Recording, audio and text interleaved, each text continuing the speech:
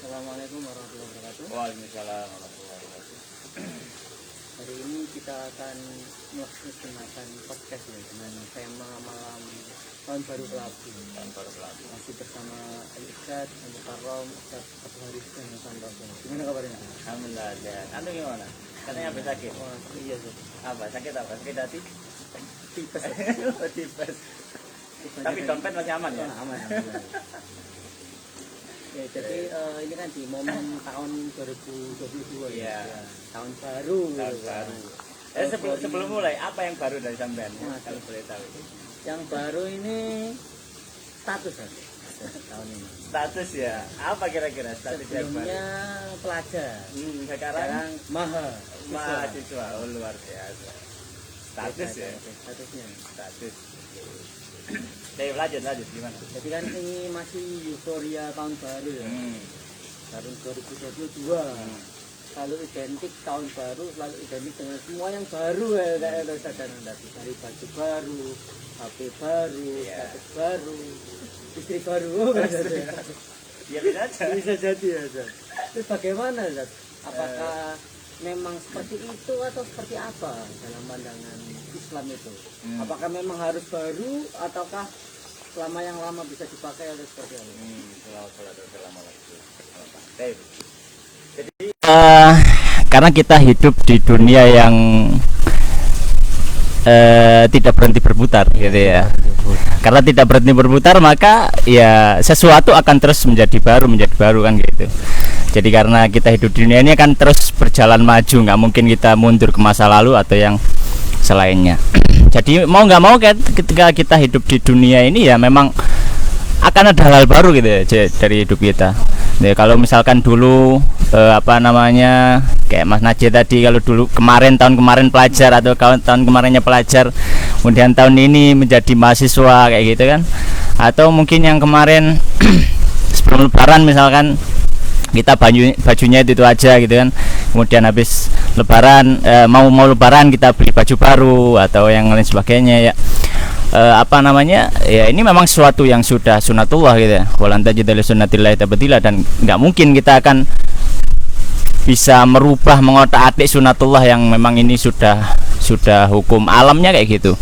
Jadi ya dengan hal-hal yang berbau baru ini Rasulullah Shallallahu Alaihi Wasallam sering mengajari kepada para sahabat itu doa-doa ketika mereka mendapatkan sesuatu yang baru. Misalkan contohnya kayak orang pakai baju baru aja ada doa ketika memakai baju baru, misalkan ilbas jadi dan waish aziz dan wamut syahid dan misalnya. Kemudian juga misalkan orang menikah itu kan statusnya baru ya. Baru ya. Mungkin lebih dari status pelajar ke mahasiswa ini. Ini statusnya kawin dan tidak kawin gitu ya. Rasulullah juga mengajarkan barakallahu laka wa baraka alaika wa jama'a bainakum dan seterusnya. Nah, jadi untuk hal-hal baru memang secara umum ya kita menghadapinya ya memang biasa saja, tapi Rasulullah SAW dalam ajaran Islam kita diperintahkan untuk mensyukuri setiap hal-hal yang baru, apalagi hal-hal baru itu bersifat positif, kayak misalkan baju baru atau istri baru, suami baru, pasangan baru atau hal yang baru ya. Bahkan misalkan kalau kita mendapatkan kenikmatan yang baru, ada syariat sujud syukur gitu kan ya.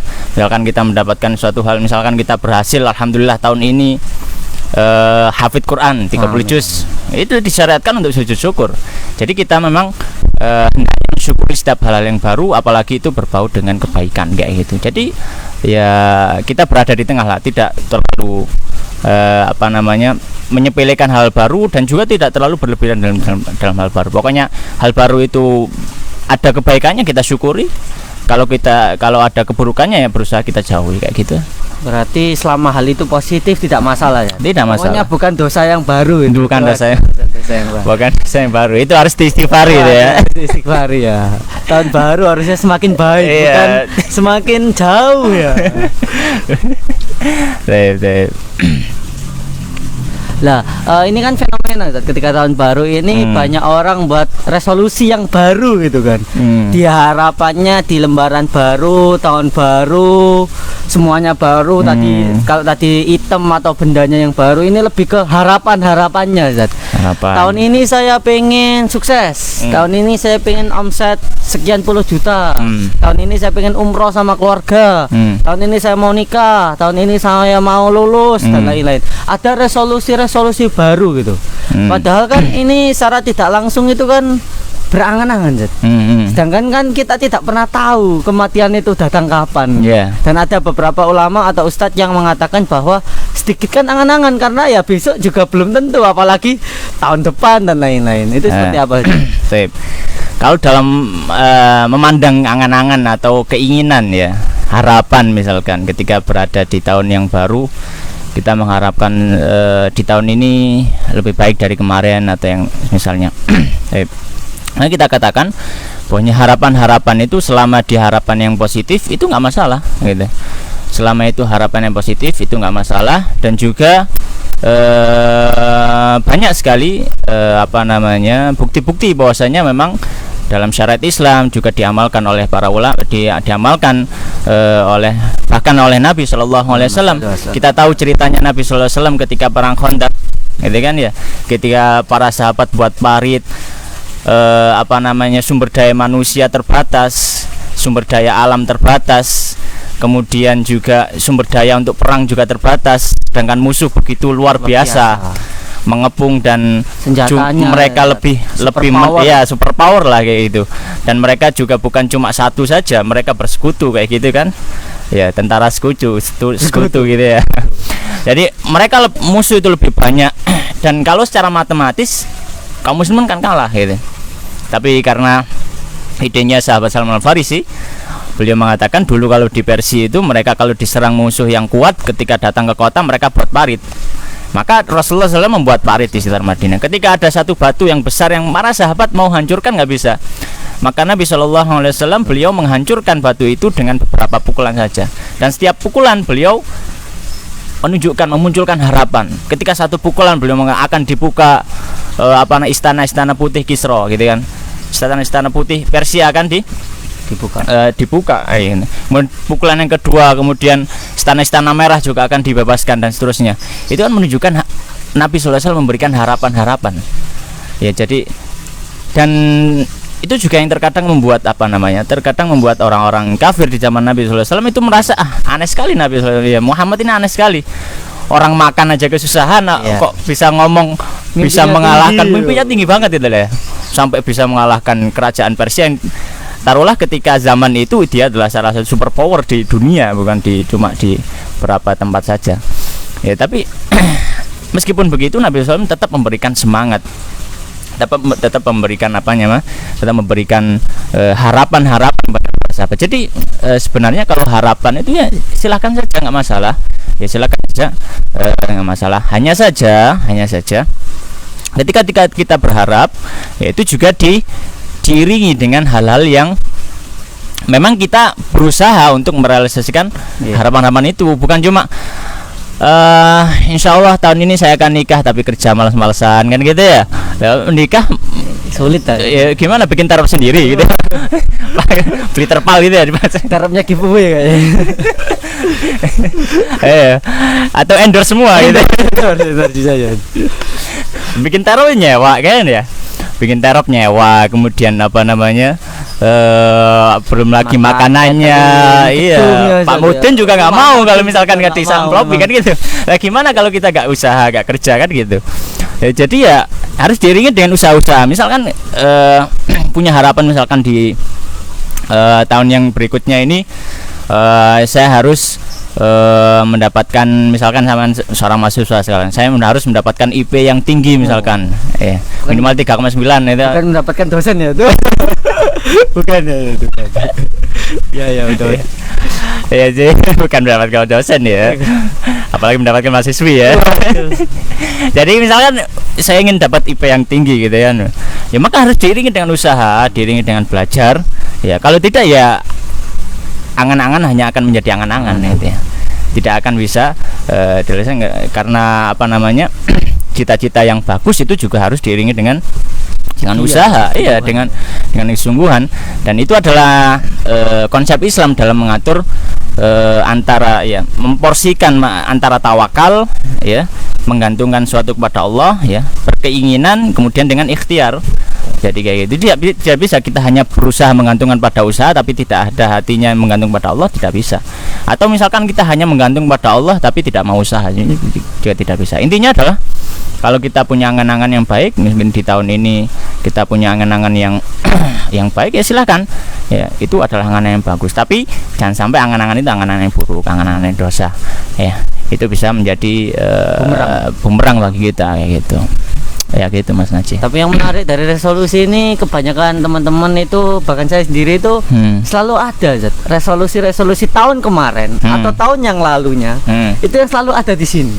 Contoh misalkan apa nih? Contoh misalnya saya pengen punya usaha sendiri Oke, usaha yang memiliki sendiri. omset misal 4 juta lah, kayak PNS, gak usah kerja PNS tapi udah memiliki penghasilan. Dari tahun-tahun kemarin itu nyoba usaha, nggak ada yang berhasil.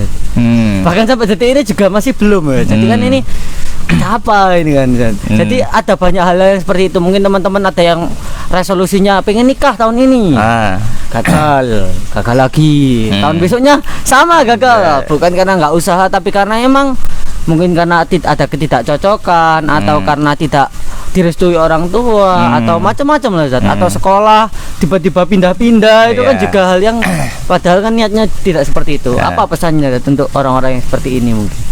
Ya tetap bersemangat untuk memiliki cita-cita yang tinggi dan tetap berusaha, karena kita manusia itu kewajibannya hanya usaha, kita beramal selama di dunia. Adapun tadi hatinya hanya menggantung pada Allah Subhanahu wa taala. Jadi kalau misalkan kita itu punya cita-cita, kemudian cita-cita kok enggak terrealisasi gitu ya. Kok gak didapatkan, kita galaunya atau kecewanya enggak terlalu parah banget gitu ya. Kenapa? Ya apalagi bunuh diri ya, Islam sangat melarang sekali ya bunuh diri dengan cara-cara yang tidak dibenarkan oleh Islam. Jadi kayak gitu. Jadi ya tetap saja berusaha, tetap berangan-angan, itu angan yang bagus. Ya, adapun ya hasilnya kita pasrahkan pada Allah. Makanya itu salah satu kehebatan seorang muslim, kata Nabi SAW, bahwasanya ajaban li amri mukmin, orang mukmin itu mengherankan sekali gitu. Inna asabahu syarra syakara. Kalau dia dapat kebaikan, dia bersyukur, ya biasa saja gitu ya. Alhamdulillah, kita bersyukur pada Allah. Wa inna asabahu dharra sabara. Kalau dia dapat suatu hal yang tidak menyenangkan, cita-cita gagal, pengen nikah gagal, usaha gagal, apalagi yang gagal?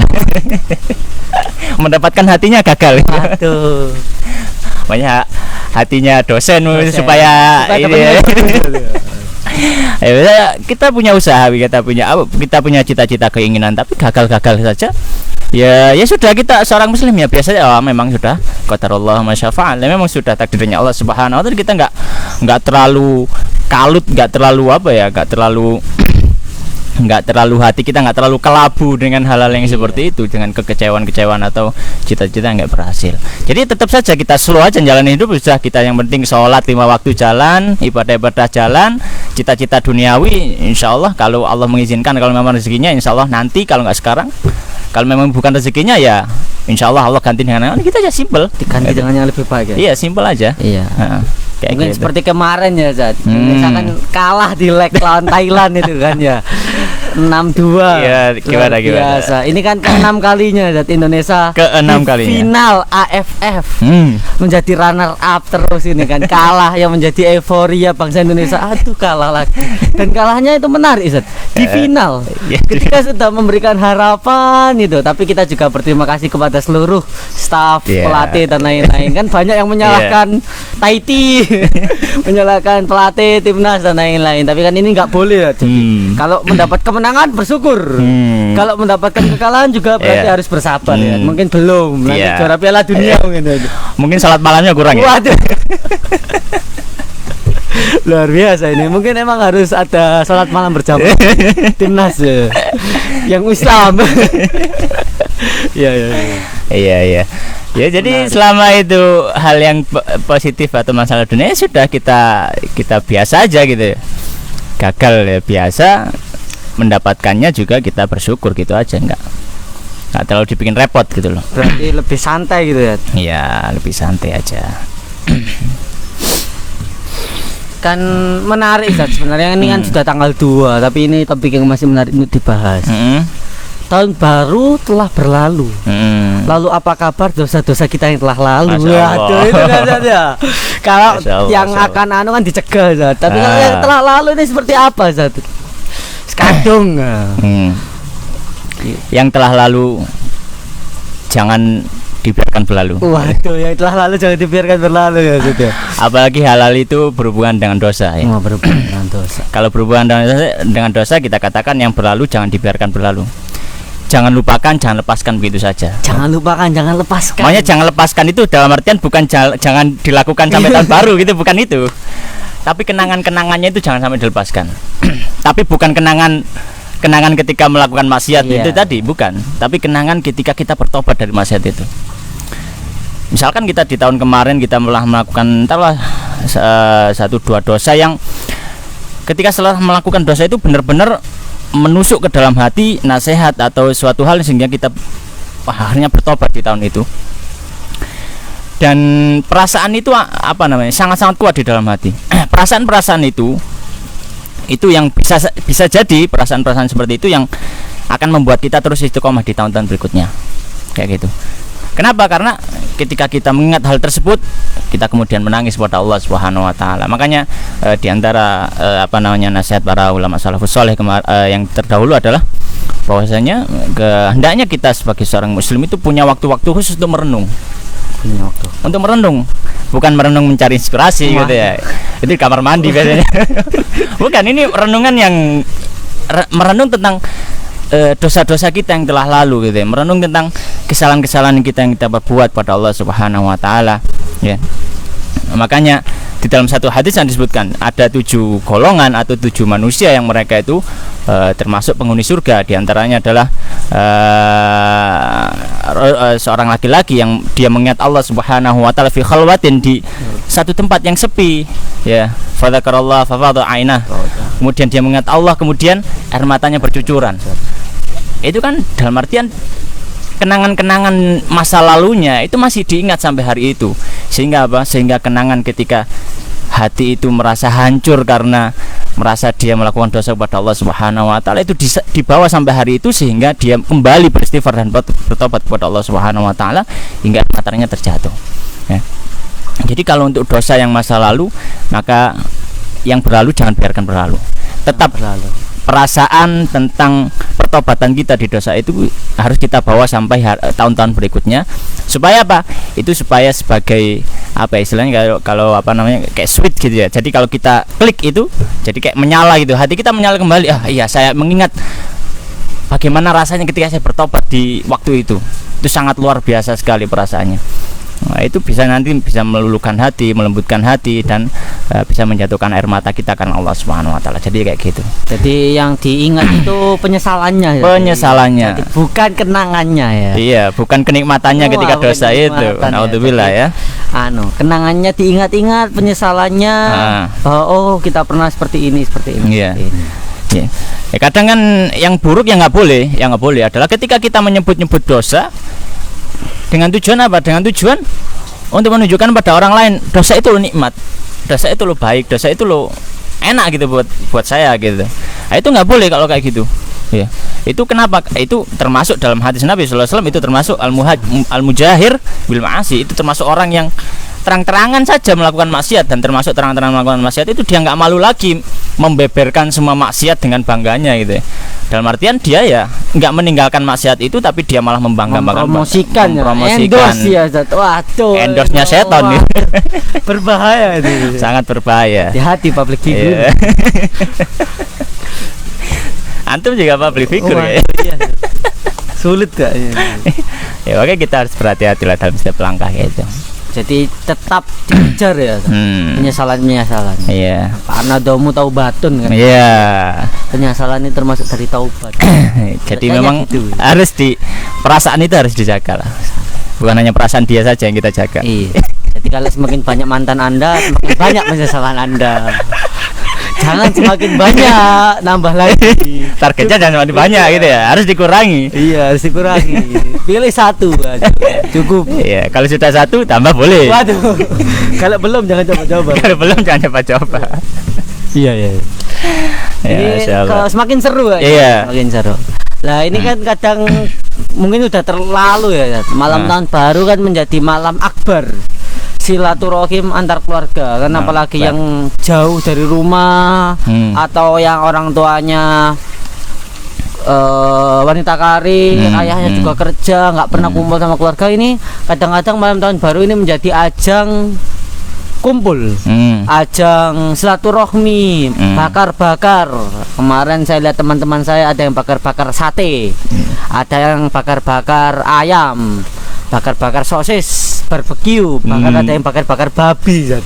Bakar babi ya. Babi, Zat. Babi guling itu. Masya Allah. Tapi Muslim atau dia Kristen. oh Kristen ya, terserah dia lah, mau jungkir balik juga nggak masalah gitu ya. Beda ya, beda. Iya, yang penting nggak bakar mantan gitu aja.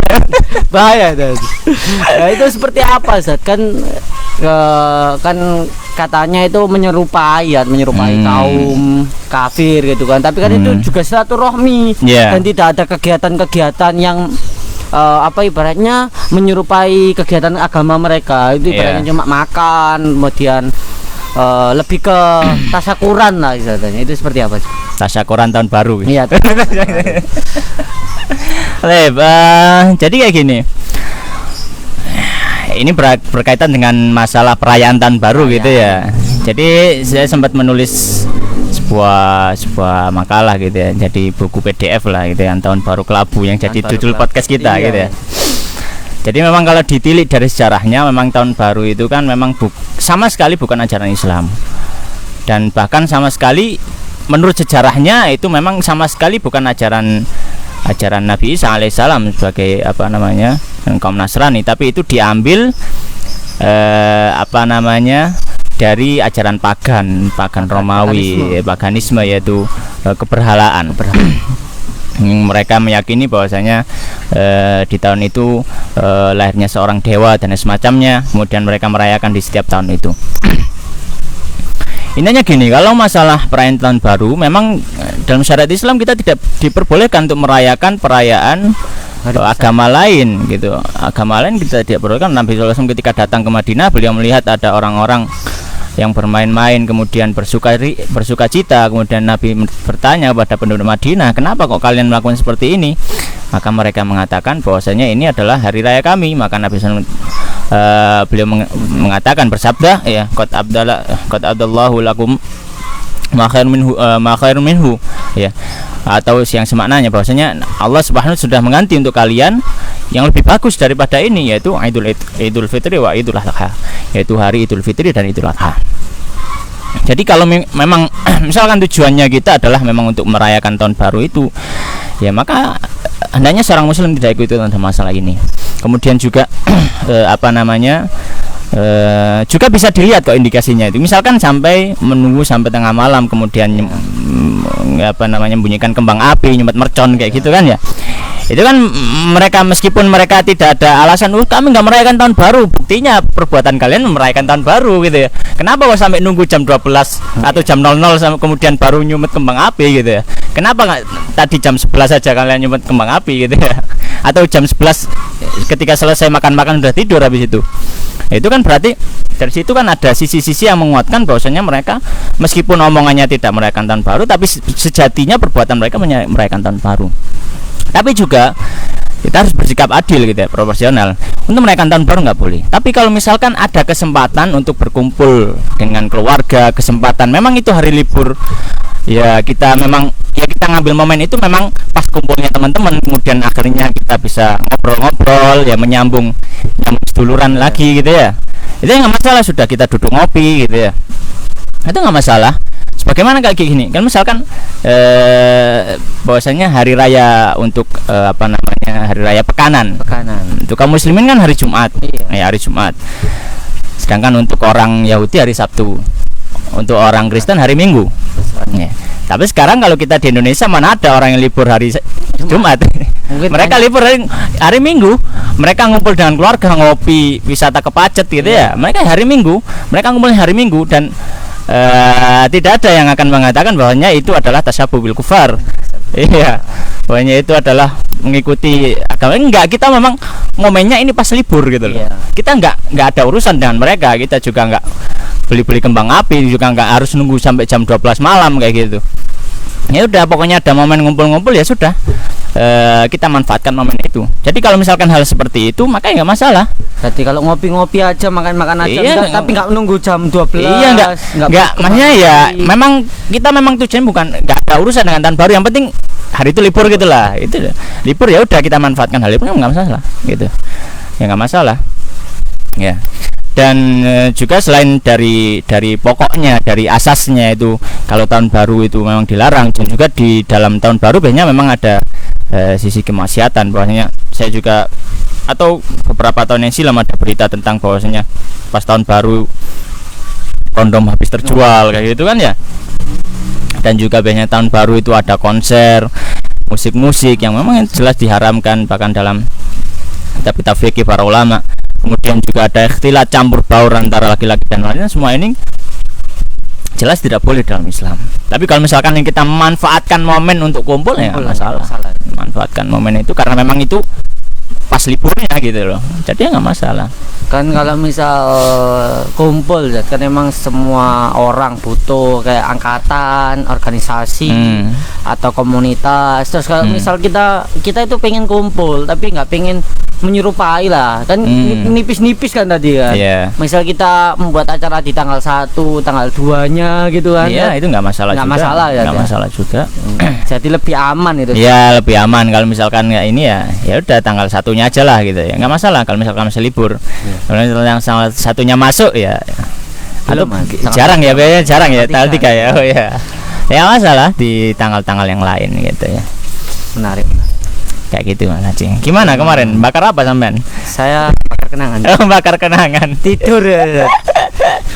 Bukan bakar kalori ya, barangkali di gym gitu ya. Bakar Saya itu bukan orang yang tidak ingin merayakan tahun baru. Makanya nggak ada yang ngajak. Anak-anak pada sibuk semua. Jadi ya udah tidur. Iya. Lebih baik baca-baca di rumah ya. Iya. Baca-baca status orang gitu kan. Bikin baper kan ya. Iya. Berkenaan masih dengan tahun baru. Iya. Biasanya kan kalau tahun baru itu tidak bisa dipisahkan dari Natal. Biasanya liburan Nataru, Natal dan tahun baru. Nataru. Lah bagi gamers biasanya kan ada event kayak Jepang gimana gitu ya, Nataru gitu ya memang ya singkatannya Nataru. Bukan Naruto ya. Kan ada yang suka ngegame itu biasanya ada event apa kayak apa? Festival di gamenya, dapat item dan lain. Kalau misal ibu-ibu kan biasanya di mall Matahari, Sunrise ada diskon besar-besaran biasanya. Lah kita kan nggak pengen mengikuti mereka, tapi kalau kita misal membeli barang, ada diskon, terus kita beli, itu boleh nggak Zat? Kan kita memanfaatkan. Kalau misal diskon Idul Fitri nggak masalah kan, kita Islam gitu. Ini kan diskonnya Natal, tahun baru, diskon 50%. Mie ayam beli 2 gratis 1 kan. Itu gimana Zat untuk memanfaatkan event-event seperti itu? Ya kalau secara akad dia sah.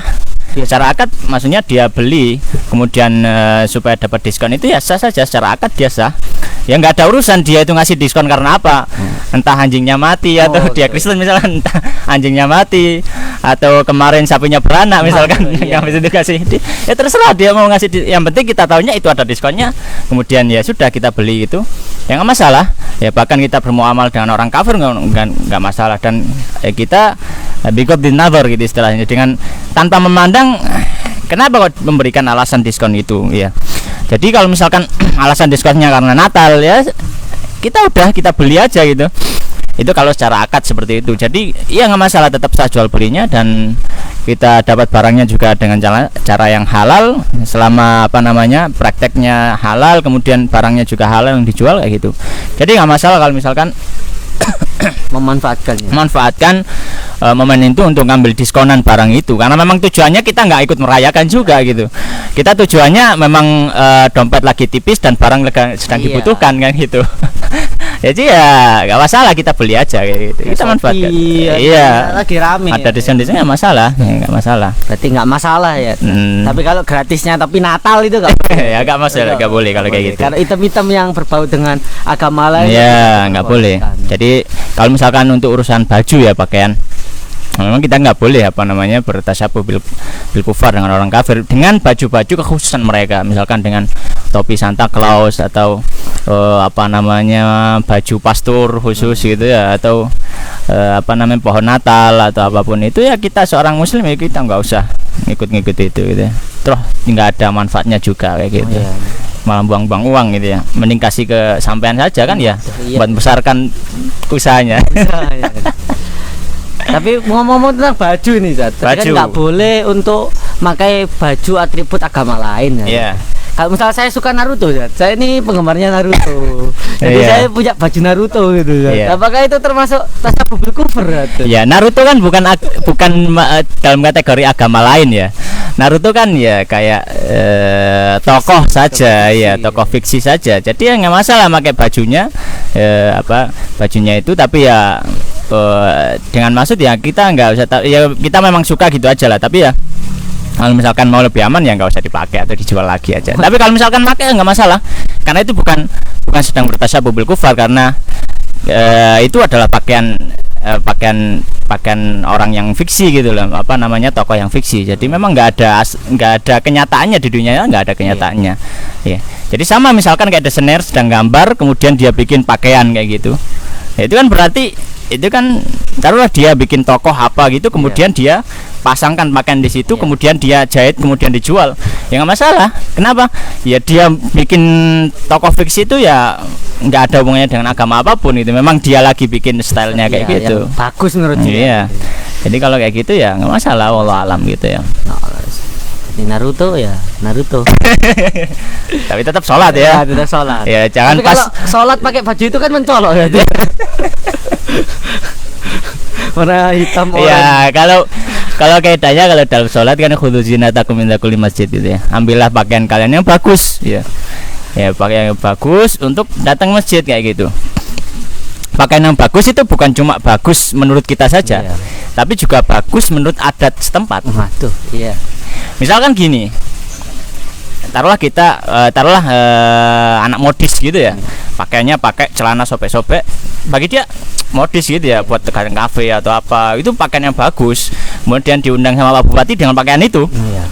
Itu kan ya memang bagus, tapi bukan di tempatnya gitu loh.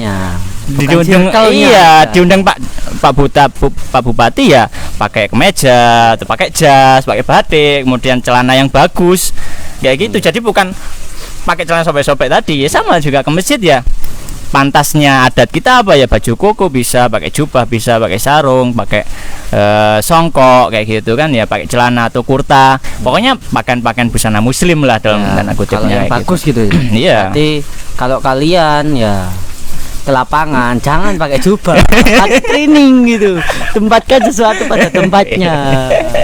Jadi yang suka-suka anime ya, baju-baju Naruto jangan digunakan ke masjid jadi makmum, apalagi jadi imam. Jangan, bahaya. Ya lebih baik bajunya ditaruh dulu kemudian ganti jubah. Nanti habis itu selesai sholat ya sudah silakan pakai. Nanti makmumnya jurus. Tahun baru. Apalagi jadi imam, dia jadi panutan. Kalau jadi imam itu konsekuensinya lebih besar, karena dia ditiru oleh banyak orang kayak gitu. Ketika ada imam pakai baju Naruto, akhirnya itu ditokohkan kan imam. Keren ini kayaknya. Iya ya sudah, saya berarti apa sih, baju apa sih itu? Akhirnya dia ikut-ikutan. Nah, saya pakai baju itu, akhirnya semua jamaahnya pakai baju Naruto. Ini kan bukan Konoha ini. Ini kan masjid. Kok jadi kantor kaki. Luar biasa. Itu berbahaya itu ya. Jadi kalau imam ya malah sangat-sangat tidak boleh, di tangan sangat tidak boleh ya gitu. Ya. Kembali lagi ke tahun baru. Tahun baru, New Year. New Year gini kan. Tadi udah ngobrol banyak tentang tahun baru. Terus bagaimana jika di suatu pekerjaan atau suatu sekolah atau suatu instansi yang mewajibkan kita untuk, atau di satu ormas gitu kan, mewajibkan kita untuk ikut merayakan gitu kan. Mungkin kalau di mall itu biasanya pakai baju Santa Claus, bukan Naruto ya, Santa Claus, kemudian pakai atribut. Tapi itu bukan keinginan kita gitu kan, tapi karena kita takut dikeluarkan atau takut mendapat sorotan dan lain-lain, akhirnya ya islah gimana lagi, nyari kerja kan susah di zaman Covid ini. Ini seperti apa, Zat? Ya. Kalau misalkan itu ada keharusan yang diterapkan dari suatu perusahaan atau apapun itu, maka kaidahnya adalah la ta'ata fil maksiatillah gitu. Jadi enggak ada ketaatan untuk hal-hal yang berbau maksiat kepada Allah Subhanahu wa taala. Ya. Kemudian apakah itu termasuk yang diperbolehkan karena ada karena ada paksaan, ya. Sebagaimana dalam sabda Nabi misalkan berdalil Allah tajawaza an ummati al khata wa nisyana wa mastukri alaih. Sebenarnya Allah Subhanahu memaafkan bagi hamba-hamba yang dia salah, nggak sengaja atau lupa atau dia dipaksa. Maka kita katanya itu nggak termasuk paksaan yang masuk dalam syariat gitu. Kenapa? Karena paksaan itu tidak memberikan mudarat secara langsung kepada kita. Iya, diancam gitu kan. Iya. Bunuh gitu. Iya, diancam dibunuh atau apapun itu. Bahkan kalau misalkan kita merasa itu mudaratnya adalah kita nggak dapat kerjaan gitu kan. Kita katakan nggak dapat kerjaan itu bukan berarti kita nggak dapat uang. Iya. Dan nggak dapat pekerjaan bukan berarti kita akan mati besok. Enggak. Atau bukan berarti nggak dapat kerjaan berarti kita nggak dapat makan. Enggak. Jadi itu bukan masuk dalam kategori paksaan yang membolehkan kita untuk melakukan hal tersebut. Jadi saran ya atau nasihat, misalnya kita bekerja di suatu instansi kayak gitu, ya kalau misalkan kita bisa apa ya, sengit-sengit ya, apa ya, sengit-sengit apa, sembunyi-sembunyi gitu ya, sembunyi-sembunyi misalkan ya, maka misalkan kita bisa ambil cuti waktu itu ya, maka silakan ambil cuti aja, ambil cuti kalau misalkan bisa. Kalau misalkan nggak bisa, itu tadi, kalau misalkan memang kita bismillah kuat, ya sudah, kita nggak mau, kita tetap datang dengan pakaian biasa, atau mungkin disuruh pakai topi Santa Claus misalkan, topinya taruh aja, kita nggak mau pakai meskipun dikasih tetap dipakai ya, dan kita sudah siap untuk menanggung konsekuensinya apa kayak gitu. Dan kalau misalkan bosnya menanya kenapa kok kamu nggak kayak gini ya, cukup kita katakan saja secara jujur gitu ya, maaf Pak, saya agama Muslim, saya menghormati Anda sebagai orang Kristen misalkan bosnya Kristen, saya menghormati Anda sebagai orang Kristen, tapi bagi saya dalam agama saya ini nggak boleh Pak gitu. Jadi ya mohon maaf sekali kalau hal seperti ini saya nggak bisa, tapi insya Allah untuk hal yang lain saya akan bekerja secara profesional kayak gitu. Insya Allah kalau misalkan bosnya tadi berhati baik, insya Allah bisa memaklumi kok. Apalagi itu masalah agama kan, bisa saja dia menggiaskan misalkan. Misalkan Pak, kalau misalkan saya di Ramadan kemudian maksa Bapak untuk puasa, kan nggak harus Bapak tepati kan gitu ya misalkan. Jadi ini kan untuk masalah agama Pak, jadi mohon maaf. Misalkan bisa di lobby seperti itu ya alhamdulillah kayak gitu. Ya, jadi kalau misalkan bisa dihindari ya dihindarilah sebisa mungkin. Ya. Kalau usaha sendiri iya. Nah, tapi kalau misalkan nggak bisa ya, misalkan ya gimana ya, saya itu khawatir apa ya, sudah istighfar saja yang banyak. Iya. Kita hidup di zaman yang mana istighfar lebih dibutuhkan daripada nafas. Istighfar. Ya, saya banyak-banyak istighfar guys. Istighfar lagi di tahun baru. Iya. Istighfar sambil nonton anime gitu. Tidak. Yang berlalu apa tadi Zat, kata mutiaranya? Itu dosa yang berlalu jangan biarkan berlalu. Iya, dosa yang berlalu jangan biarkan berlalu. Tetap jaga kenangannya. Tetap jaga kenangannya. Kejar terus tobatnya. Iya, kenangan pertobatnya ya, bukan kenangan bermaksiatnya gitu. Kayak gitu. Keren kayaknya. Jadi mungkin tahun baru ini luar biasa, ini memang menjadi event yang ya itu tadi, kita harus adil, kita nggak boleh menjas kemudian tapi kita melakukan. Ini kan parah. Atau ya tadi, kalau misal kumpul-kumpul tidak ada atribut tahun baru itu nggak bermasalah ya kan. Selama nggak menunggu detik-detik. Kemudian ada atribut-atribut petasan, mercon, eman, bakar-bakar uang, mending bakar di Shopee. Promosi kan, bakar uang kalau istilahnya pebisnis kan promosi. Kan? Apa? Endorse gitu kan. Beli tiga kiasan gitu ya, kiasan. Kalau dalam syariat itu namanya majas. Ya emang itu tidak bisa dipisahkan dari kehidupan kita gitu kan. Memang ya kalau berlawanan dengan masyarakat dan lain-lain, kita tidak berlawanan, cuma kita memiliki prinsip ya. Jadi ada beberapa hal yang memang tidak bisa kita lakukan, bukan karena kita tidak toleransi atau kita tidak care dengan masyarakat, tapi ada beberapa hal yang memang secara agama tidak diperbolehkan. Jadi mungkin itu ya, nggak kerasa udah hampir 1 jam. Udah lama sekali ini. Gitu. Kalau ngobrol sama-sama ini enak. Waduh iya Zat. ini ngobrol-ngobrol. Nggak kayak ngobrol sama mantan itu. Wah, apalagi sama mertuanya. Lebih sulit lagi. Makanannya nggak disentuh kata-kata. Makanya tidak sentuh ya. Jadi emang Iya. momen tahun baru ini semoga menjadi tadi ya, harapan kita semakin baru. Iya. Dan ini semua mendekatkan kita kepada Allah SWT. Bukan Tuhan Amin. yang baru, jangan. Berbahaya ini jadi. Berbahaya sekali. Masya Allah. Sudah ya, jadi mungkin seperti itu, mungkin kita bisa akhiri untuk podcast kali ini. Siap, Mungkin siap. selanjutnya akan ada tema-tema yang lebih seru lagi, jadi tetap ikuti kami di Al Ansor TV Mojokerto Hijrah Ngaji Sunnah yuk. Terima kasih. Wassalamualaikum warahmatullahi wabarakatuh. Waalaikumsalam warahmatullahi wabarakatuh.